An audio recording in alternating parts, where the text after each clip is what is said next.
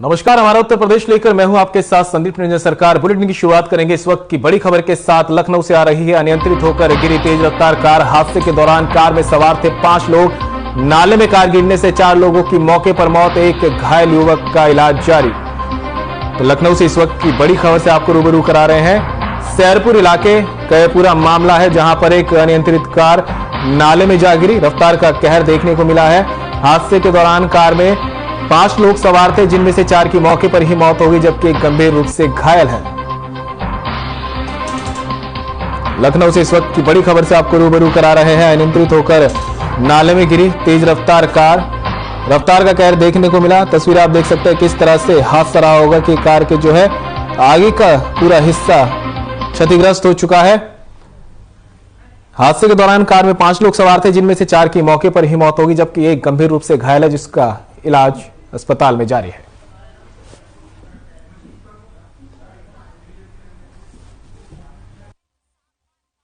थाना शेरपुर को सूचना मिलता है कि हमारा चौकी उर्दू फारसी के अंतर्गत नहरपुर गांव है, उसका नाले में एक गाड़ी गिरी है। मारुति स्टीम गाड़ी था, जिसमें से 5 लोग फंसी है। पुलिस मौके पे पहुंचकर 5 लोगों को रेस्क्यू करता है गाड़ी से। उसमें से निखिल शुक्ला, अंकित श्रीवास्तव, संदीप यादव और राकेश यादव को केजीएमयू ट्रॉमा सेंटर में मृत घोषित किया जाता है। और एक आदमी सत्यम पांडे को खतरे को बाहर है, वो कोई दिक्कत नहीं है उनको। और बाकी गाड़ी भी हम लोग रिकवर करके थाना भेज दिया है। मौके पे शांति है। मुरादाबाद में करनी सेना कार्य समिति की बैठक हुई, जहां करनी सेना के राष्ट्रीय अध्यक्ष सूरजपाल अंबू ने दीप प्रज्वलित कर इसका शुभारंभ किया। बैठक में यूपी के सभी जिलों से जिलाध्यक्ष, महिला शक्ति, युवा शक्ति सभी ने बढ़ चढ़कर हिस्सा लिया, जिसमें विशेष तौर से बरेली के जिलाध्यक्ष ठाकुर राहुल सिंह ने करनी सेना के राष्ट्रीय अध्यक्ष सूरजपाल अंबू को धारदार तलवार भेंट की। उन्होंने जिला अध्यक्ष ठाकुर राहुल सिंह की पीठ थपथपाते हुए उनके कार्यों की प्रशंसा की और बधाई दी।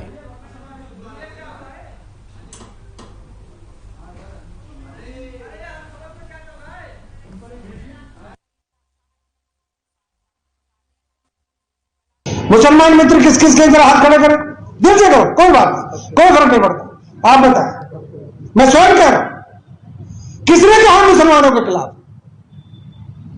हम उन लोगों के खिलाफ हैं, हम उन देशद्रोहियों के खिलाफ हैं जो इस देश में रहकर इस देश का खाते हैं और पाकिस्तान जिंदाबाद के नारे लगाते हैं।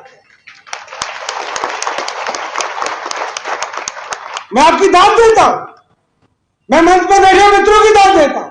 हमने ईमानदारी से हाथ खड़े किए, हम इनका सम्मान करते हैं, इनको बुलाते हैं, घर पे बिठाते हैं। परंतु क्या कमलेश तिवारी, जिसकी लखनऊ में गर्दन काट दी गई, उसका कसूर यही था कि उसने ऐसे मुसलमान से दोस्ती कर ली थी, उसका गला काट गया? ऐसी सक्सेस से आपको रूबरू कराने जा रहे हैं जो किसी परिचय के मोहताज नहीं है। जी हाँ, हम बात कर रहे हैं राष्ट्रीय अध्यक्ष दादा सूरजपाल अंबू जी की। नमस्कार सर। जैसे आज कार्यकारिणी का यहाँ एक प्रोग्राम हुआ और बरेली में एक मजार को लेकर करनी सेना बहुत जद्दोजहद हो रही है, क्या वो सर सही है? करनी सेना की जद्दोजहद नहीं हो रही है। मजार जहाँ पर बनी हुई है वो स्थान ठीक नहीं है। मैं हिंदुस्तान की ऐसी अनेक जगह बता सकता हूँ जहाँ पर जो गलत तरीके से रोड के बीच में, रोड के जहाँ ट्रैफिक की प्रॉब्लम्स आती थी, ऐसी कई जगहों पर मजारें थी जी। प्रशासन ने लोकल संस्थाओं के माध्यम से उनसे अनुरोध करके उन मजारों को हटाया है। परंतु इस मजार के विषय पर तौकीर रजा की जो भाषा है जी, वो ऐसे लगता है तालिबानी एक को नेता बोल रहा हूँ जी। तो मैं तौकीर रजा को, आप जो मैं आरजे न्यूज भारत है उसके माध्यम से एक मैं सूचना देना चाहता हूँ, करनी सेना की तरफ से एक सुझाव देना चाहता हूँ। भैया बदतमीजी करना बंद करें जी। तुम्हारे बाप का नहीं हिंदुस्तान, तुम जहां मर्जी आए तुमने मजार बना दिया, शुरू हो गए, जहां मर्जी आए बैठ गए रोड पर, तुमने नमाज पढ़नी शुरू कर दी। ये लोग तो मजारों को मानते ही नहीं है। और इस मजार के अंदर कौन दबा है उसका नाम बता दो, उसका आता पता बता दो, हम उसके परिवार से अनुरोध कर लेंगे। इनका कोई लेना नहीं देना नहीं। तौकीर रजा साहब, आप आए दिन विवादित बयान देते रहते हो, क्या पंगा लेना चाहते हो? करनी सेना वालों से पंगा मत लेना, नहीं तो करनी सेना आपको आपके घर में आकर जवाब देना जानती है। और हम मुंह काला बड़ा अच्छा करते हैं। मैं सिर्फ कहना चाहता हूँ जिस मजार के कारण पब्लिक को असुविधाएं हो रही है, जनता को असुविधा हो रही है, उसके बारे में सोचना चाहिए। सर जैसे पठान मूवी को लेके जगह जगह जो प्रदर्शन हो रहा है उसमें सर सबसे आगे बरेली की करनी सेना उग्र दिखाई दे रही है आगे, उस पर सर। बरेली की मेरी जो जिले की टीम है वो राहुल के नेतृत्व में वहाँ की टीम बड़ी स्ट्रांग है। और हम ये कहें कि बरेली में हम तो कहते हैं कि हम मुंबई में, महाराष्ट्र के अंदर औरंगाबाद में, नासिक के अंदर, नागपुर के अंदर, गाजियाबाद के अंदर, मुरादाबाद के अंदर, हरियाणा में गुड़गांव के अंदर है, करनाल के अंदर, हम लोग अनेक जगह पूरे हिंदुस्तान के अंदर इसका विरोध कर रहे हैं और पुरजोर विरोध कर रहे हैं। सर ऐसे कुछ संगठन कहते हैं कि लव जिहाद और हिंदू मुस्लिम के मुद्दे केवल करनी सेना उठाती है। भाई जागरूक संगठन है, जागते हुए लोग हैं, हम देश के सोए हुए लोगों को जगाने का काम करते हैं। हम देश के सोते हुए लोगों को हम ये कहना चाहते हैं, जब जब देश के अंदर आताताई आए हैं, मुगल आए हैं, अंग्रेज आए हैं, हिंदुस्तान का हिंदू जागा है।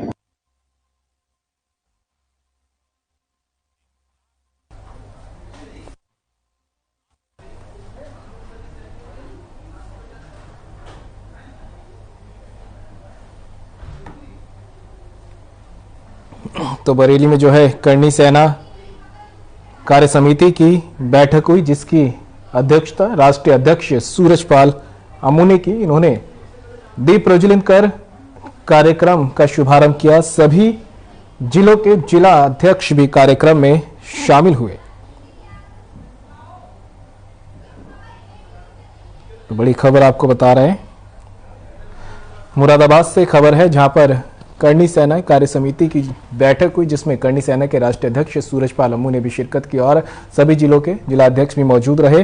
सूरजपाल अम्मू ने दीप प्रज्वलित कर कार्यक्रम की शुरुआत की। विशेष तौर पर बरेली के जिलाध्यक्ष ठाकुर राहुल सिंह ने करनी सेना के राष्ट्रीय अध्यक्ष सूरजपाल अम्मू को तलवार भेंट की। उन्होंने जिलाध्यक्ष ठाकुर राहुल सिंह की पीठ थपथपाते हुए उनके कार्यों की प्रशंसा की और बधाई दी।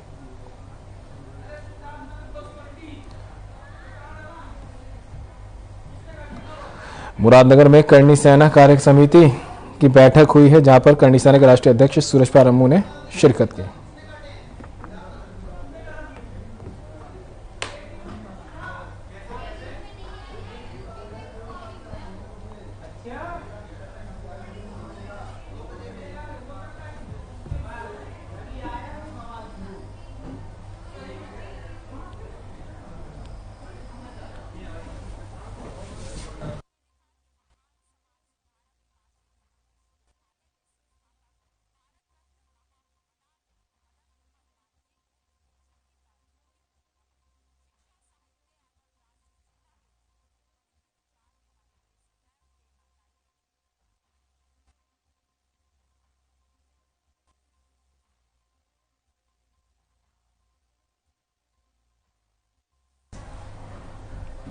तो अगली खबर अब गोरखपुर से, जहां गोरखपुर में अब तक 2100 बदमाशों के ऊपर पुलिस ने गैंगस्टर की कार्रवाई की है। इनमें कई माफियाओं की संपत्ति कुर्क भी की गई। दरअसल ताजा मामला हत्या के आरोपी खोराबार के रहने वाले सपा के पूर्व ब्लॉक प्रमुख शैलेश यादव के पिता जवाहर यादव का है। पुलिस ने जवाहिर यादव की 150 करोड़ की अवैध संपत्ति को जब्त किया है। साथ ही पुलिस ने उसकी 4 अरब की और संपत्ति चिन्हित की है। जिलाधिकारी के निर्देश के बाद उसे भी जब्त किया जाएगा। पुलिस के अनुसार यह यूपी में किसी भी भूमाफिया के खिलाफ अब तक की सबसे बड़ी कार्रवाई होगी।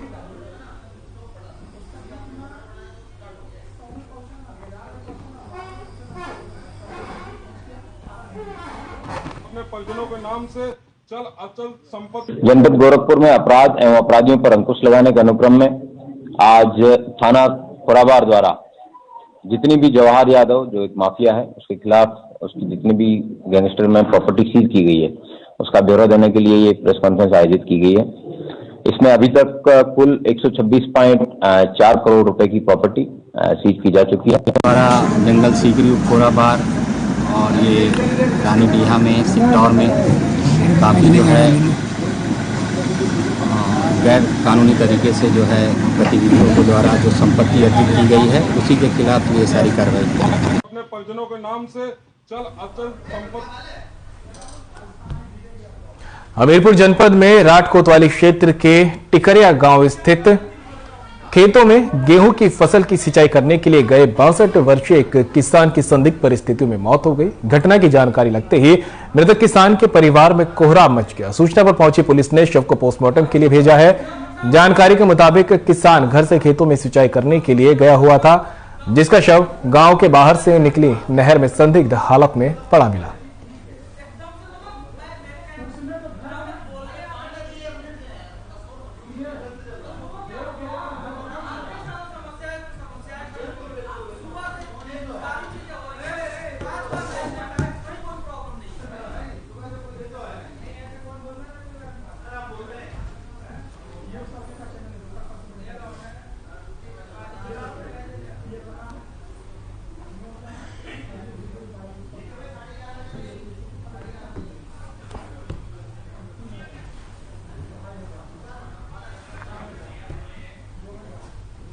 और सिद्धार्थनगर से इस वक्त की एक बड़ी खबर सामने आ रही है, जहां पर भीषण सड़क हादसा होकर अनियंत्रित होकर बस जो है हादसे का शिकार हो गई है। इस वक्त की बड़ी खबर आपको सिद्धार्थनगर से आ रहे हैं, जहां पर अनियंत्रित होकर प्राइवेट बस पलट गई। एक भीषण सड़क हादसे की खबर सामने आई है, जिसमें बस में 20 से ज्यादा यात्री घायल हुए हैं। इलाज के लिए भेजे जा रहे नजदीकी अस्पताल।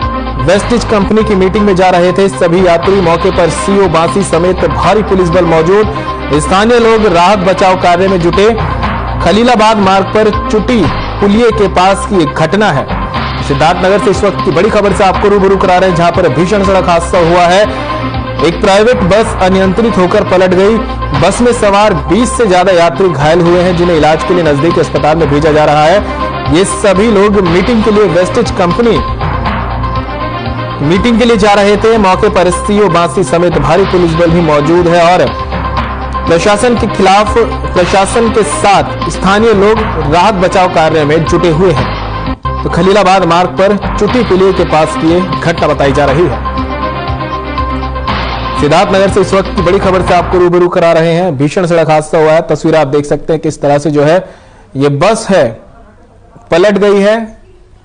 अनियंत्रित होकर प्राइवेट बस पलटी है। बस में सवार 20 से ज्यादा यात्री घायल हो गए हैं। तस्वीर आप देख सकते हैं किस तरह से प्रशासन भी मौके पर मौजूद है और स्थानीय लोग और राहगीरों की मदद से लोगों को बाहर निकालने का काम किया जा रहा है। वेस्टिज कंपनी की मीटिंग के लिए लोग सभी जा रहे थे, उसी दौरान यह सड़क हादसा हो गया।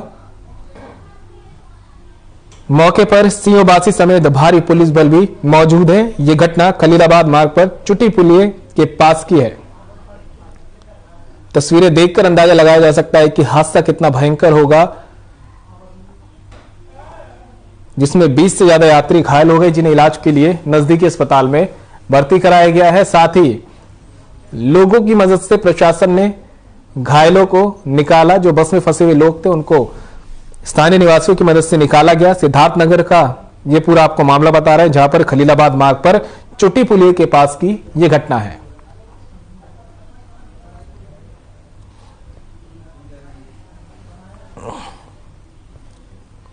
तो सिद्धार्थनगर की खबर आपको बता रहे हैं, जहां पर भीषण सड़क हादसा हुआ है। अनियंत्रित होकर प्राइवेट बस जो है पलट गई है। बस में 20 से ज्यादा यात्री सवार थे जो घायल हो गए हैं, इलाज के लिए जिन्हें नजदीकी अस्पताल भेजा गया। दीप यादव हमारे सहयोगी ज्यादा जानकारी के लिए हमारे साथ जुड़ चुके हैं। दीप, क्या स्थिति बनी हुई है सिद्धार्थनगर में जहां पर यह हादसा हुआ है? जी, पहले तो मैं बता दूं, ये बहुत दुखद घटना है जो सिद्धार्थनगर जिले के बासी थाना क्षेत्र में हुआ है। ये वेस्टिज कंपनी की बस थी। वेस्टिज कंपनी के लोग थे, मीटिंग के लिए जा रहे थे और एक छोटी पुलिया पड़ती है बासी से खलीलाबाद मार्ग पर, जहां पर अनियंत्रित होकर बस गड्ढे में पलट गई। वहां पे लगभग 20 से अधिक लोग चोटिल हो गए हैं, जिनको राहत बचाव करके अस्पताल पहुंचाया जा रहा है। स्थानीय पुलिस और स्थानीय लोग पूरी तरीके से लगे हुए हैं लोगों के राहत बचाव के लिए। जी, अभी प्रशासन की तरफ से क्या कुछ बयान सामने आ रहा है हादसे पर?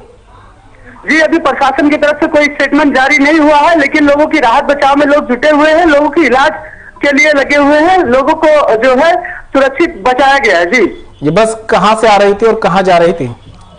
सर, ये सिद्धार्थनगर से जो है गोरखपुर की तरफ जा रही थी बस, जिसमें वेस्टिज कंपनी के लोग थे और ये लोग जा रहे थे मीटिंग के लिए, और ये बस जो है अनियंत्रित होकर पुल के पास गड्ढे में पलट गई, जिसमें काफी लोग चोटिल हो गए। जी दीप, यहाँ 20 से ज्यादा लोग घायल हुए हैं, क्या किसी के ज्यादा गंभीर या हताहत होने की खबर भी सामने आई है? नहीं, ऐसी कोई हताहत की खबर नहीं आई है, लेकिन जो लोग बस में बैठे थे काफी लोगों को चोटें आई है, जिसमें प्रशासन की तरफ से, स्थानीय लोगों की तरफ से बताया गया कि 20 से अधिक लोग हैं जो चोटिल हुए हैं और किसी की बड़े हताहत होने की खबर नहीं है। जी दीप, तमाम जानकारी के लिए आपका बहुत बहुत शुक्रिया। नजर बनाए रखिएगा, आगे भी खबर को उठाएंगे और आपसे तमाम जानकारी लेंगे इस मुद्दे पर। तो खबरों में आगे बढ़ते हैं। गाजियाबाद के थाना टॉनिका सिटी क्षेत्र में कुछ दिन पहले एक डबल मर्डर की सनसनीखेज घटना ने पूरे गाजियाबाद को हिलाकर रख दिया था। तो मामला जो है टॉनिका सिटी का था, जहां पर डबल मर्डर को अंजाम देने वाले आरोपियों को पुलिस ने गिरफ्तार कर लिया है। डबल मर्डर को अंजाम देने वाला महेश एक 12 साल का नाबालिग बच्चा है, जिसने अपने 3 साथियों के साथ मिलकर हत्या की वारदात को पहले इसकी कहानी बनाई और फिर उसको अंजाम दिया। दरअसल आपको इस पूरे मामले के बारे में कमिश्नरेट गाजियाबाद थाना टॉनिका सिटी क्षेत्र का है, जहां करीबन 1 महीने पहले डबल मर्डर की सनसनीखेज घटना ने पूरे गाजियाबाद को हिलाकर रख दिया था। डीसीपी देहात ईरज राजा द्वारा एक टीम का गठन किया गया था, जिसमें 3 आरोपियों को गिरफ्तार किया गया है। आरोपियों के नाम मंजेश, शिवम और बाल अपचारी है, जो इस पूरे घटनाक्रम का मास्टरमाइंड बताया जा रहा है।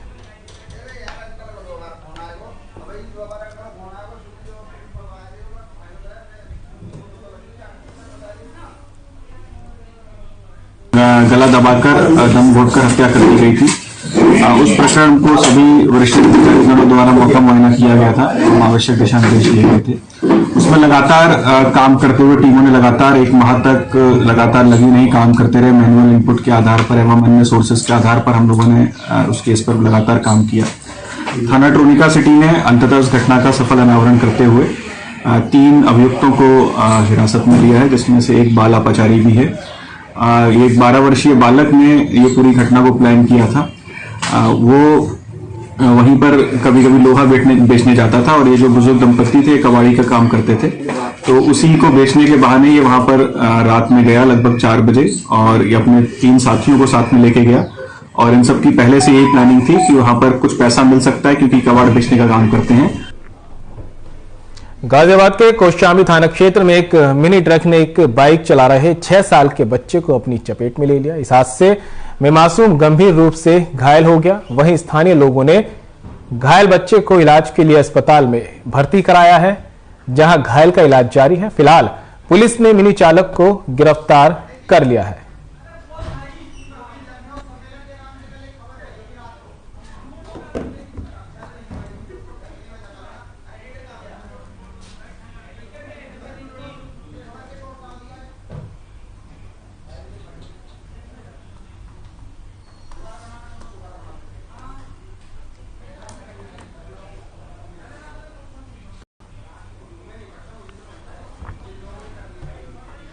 जहां पूरे विश्व में क्रिसमस के पर्व को बड़े ही धूमधाम के साथ मनाया जाता है और ईसा मसीह के जन्मदिवस को मनाने के साथ अपने विश को भी पूरा किया जाता है, लेकिन इस बार फिर कोरोना जैसी महामारी के डर के कारण क्रिसमस का पर्व भी फीका नजर आ रहा है, क्योंकि कोरोना महामारी की गाइडलाइन के अनुसार क्रिसमस के पर्व को लेकर जो उत्साह है वो कहीं ना कहीं फीका सा दिख रहा है। गिरजाघर में फादर्स और श्रद्धालुओं को बता दिया गया है कि कोरोना गाइडलाइंस का पालन किया जाए।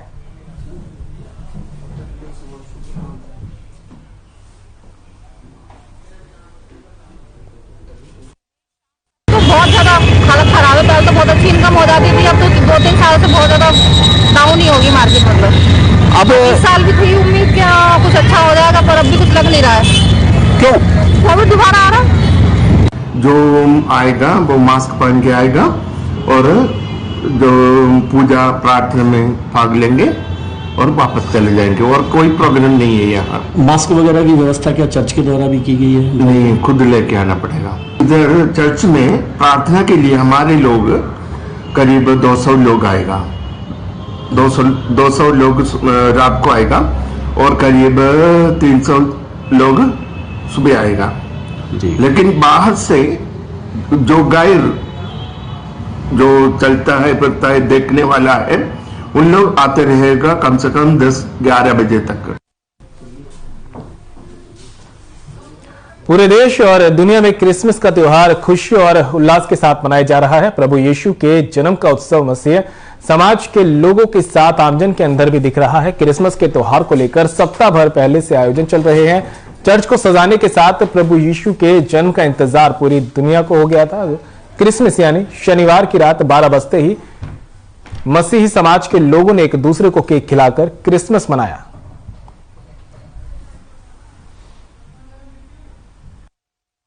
प्रभु यीशु मसीह के जन्म उत्सव को हम लोग बड़े हर्षोल्लास के साथ मना रहे हैं। सभी लोग इसमें देख रहे हैं, खुश हैं, आनंद में हैं और सभी एक दूसरे को बधाई भी दे रहे हैं कि उनका उद्धारकर्ता आज जन्म लिया है और इसी बात की खुशी चारों ओर दिखाई दे रही है। हम लोग चाहते हैं, बहुत दिनों से मतलब कई दिनों से तैयारी करते हैं बहुत। हम लोगों को 25 दिसंबर परमेश्वर हमारे मुक्तिदाता जो है उनका जन्म होता है।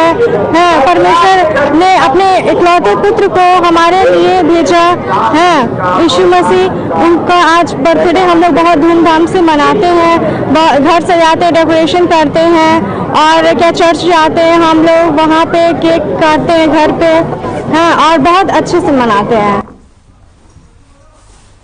उरई में धूमधाम से महाराजा खेत सिंह खंगार की जयंती पर शौर्य यात्रा निकाली गई। आपको बता दें कि गणकुंडार अधिपति महाराजा खेत सिंह खंगार जयंती के अवसर पर युवा अध्यक्ष ओंकार ठाकुर के संयोजन में भव्य शोभा यात्रा का आयोजन किया गया। यात्रा रामकुटी से शुरू होकर जिला परिषद बस स्टैंड, झांसी चुंगी, पीली कोठी, घंटाघर, भगत सिंह चौराहा, अंबेडकर चौराहा होते हुए रामकुटी पर समाप्त हुई। यात्रा के सैकड़ों बाइक और कारों का काफिला मौजूद रहा।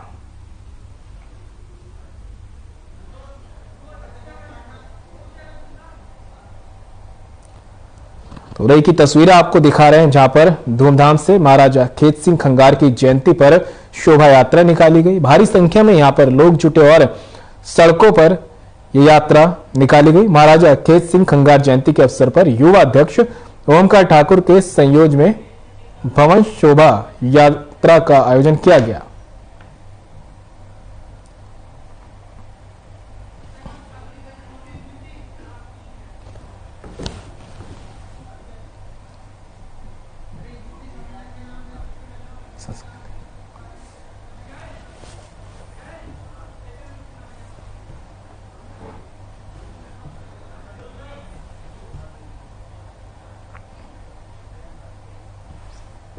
संस्कृति का संगम कार्यक्रम का आयोजन किया जा रहा है, जिसमें मुख्यमंत्री योगी आदित्यनाथ भी शामिल हुए हैं। आइए आपको सीधी तस्वीरें दिखाते हैं। और सूचना कारागृह श्री संजय प्रसाद जी,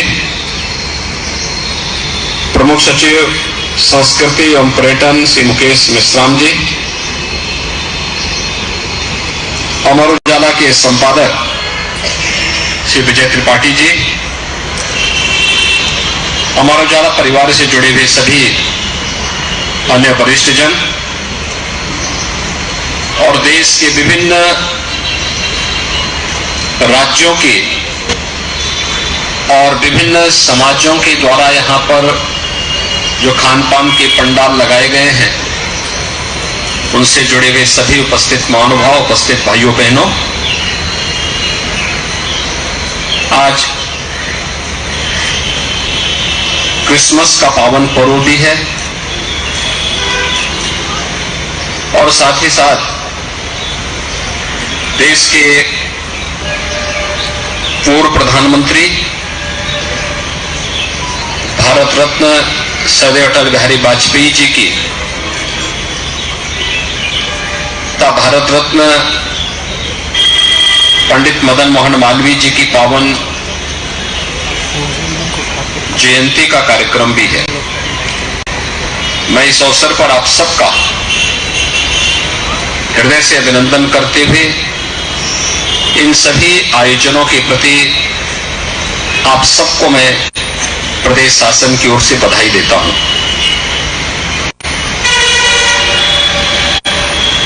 हम सब जानते हैं कि भारत के बारे में एक सामान्य सी जो बात हर एक मुंह पे देखने को मिलती है वह है कि हमारी अनेकता है, लेकिन हमारी विशेषता है कि उसमें एकता है। खान पान, रूप रंग, वेशभूषा, भाषा। और फिलहाल बुलेटिन में मेरे साथ इतना ही, दीजिए इजाजत, नमस्कार।